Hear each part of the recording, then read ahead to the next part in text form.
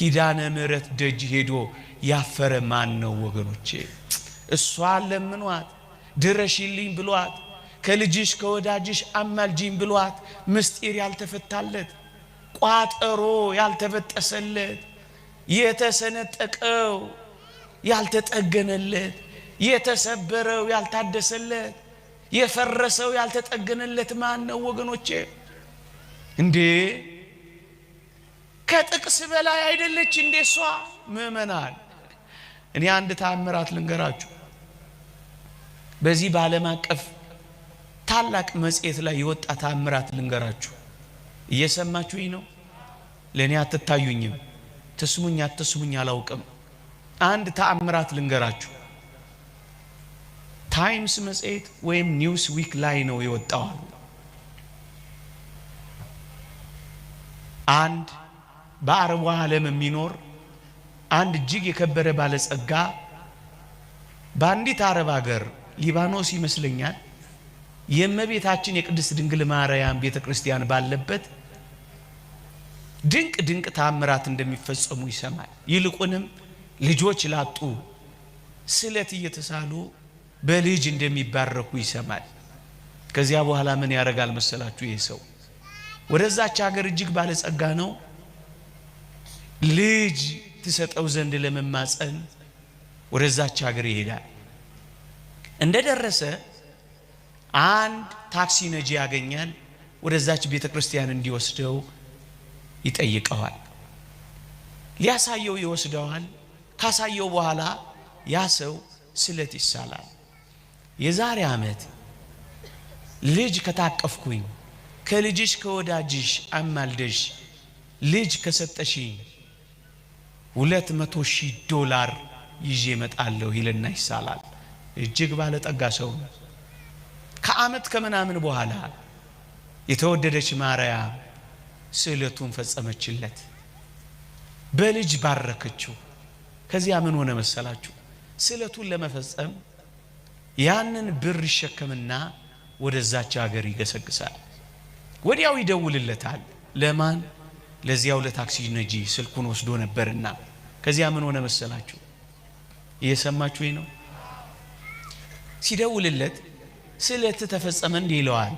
አዎ የተወደደች ማርያም እኮ ስዕለቴን ፈጸመችልኝ፣ በልጅ ተባረኩኝ፣ ስዕለቴን ልፈጽም እነሆ መጣሁኝ ይላል። ያ ታክሲ ነጂ ሰውየው የተሳለውን ነግሮት ነበረ። ይሄን ያህል ብር ተስያለው ለማርያም ይዤ እመጣለሁ ብሎ ነግሮት ነበር። ያን ጊዜ ይሄ ሰው ክፉ ሐሳብ በልቡ ያስባል። ይሄንንማ ገንዘብ አይኔ እያየ ለማርያም አይሰጥም ይልና ጓደኞቹን ይጠራል። ሰውየውን ይዝና ጥቂት ፈቀቅ እንዳለ እነዛ ሰዎችን የሚጠብቁታል ያስገባና እንደሚሸኘው እንደ ጓደኛ እንደ ወዳጅ እየተጫወተ ጥቂት ከሄዱ በኋላ ሰውየውን ያስወርዱታል፣ ገንዘቡን ይዘርፉታል፣ ቀነጣት ሰው ሰባብረው ይገሉታል፣ ማዳበሪያ ውስጥ ይከቱታል፣ በመኪናቸው ኮፈን ውስጥ ይወሽቁታል።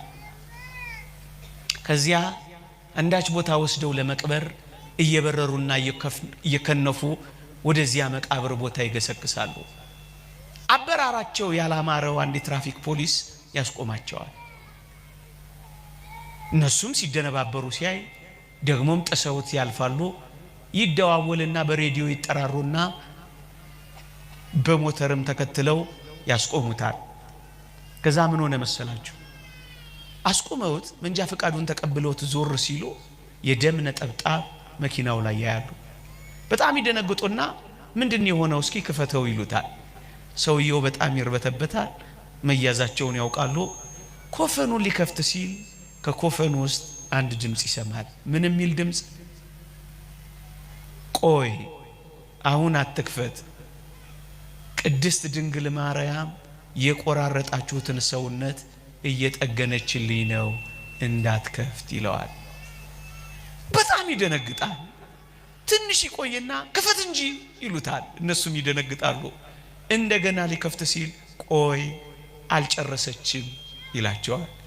በሶስተኛው ሲከፈት ያ ሰው የተቆራረጠው ሕያው ሆኖ በወላዲት አምላክ አማላጅነት ተገጣጥሞ ሕይወት አግኝቶ ቆሞ ነበር ይላል። ወገኖቼ ይህ ለዚህች ለተወደደች ማርያም ብርቅ ነውን? ወገኖቼ ልጇ እየታዘዘ ላደጋት እናት ይህ ትልቅ ነገር ነውን? ዛሬ የሰማሁትን ልንገራችሁ። አንድ ሰው ለምስክርነት ቆሞ መጣ። ሚስቴ 4 ጊዜ ሰርጀሪ ተደርጋለች አለ። እጢ ለአራተኛው ሰርጀሪ ሆስፒታል ስንገባ 20 ሺህ ብር አምጣሉኝ አለ። 20 ሺህ ብር መስጠት አያቅተኝም አለ። እኔ ግን ንግግሬ የተወደድሽ ኪዳነ ምህረት ይቺን ሚስቴን እባክሽ ከዚህ በላይ ሰርጀሪ አትሰራ እባክሽን አንቺ ፍቻት እያልኩ ሆስፒታል ውስጥ እመቤታችንን ማናገር ጀመርኩ አለ።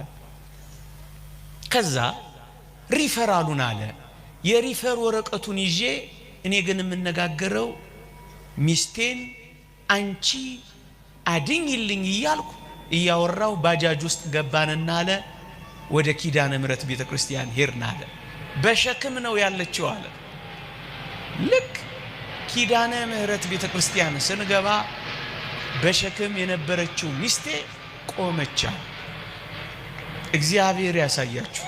እጅግ ብርቱ የሆነው ምናልባትም ወደ ካንሰር ይቀየር የነበረው ያ እጢ የት እንደገባ አይታወቅም። 3 ወር ሙሉ ስለቴን ለመፈጸም ታገስኩ አለ። አሳየዋት አለ።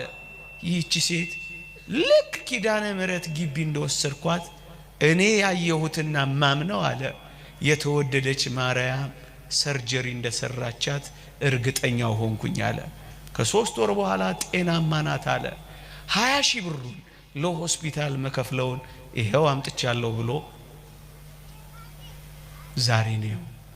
የተወደዳችሁ ኦርቶዶክሳውያን ይህቺ ማርያም ይህቺ ቅድስት ድንግል እንዴት ያለች በረከታችን እንደሆነች ከቅዱሳት መጻሕፍት ጥቅሶች በላይ እንደሆነች አያችሁ።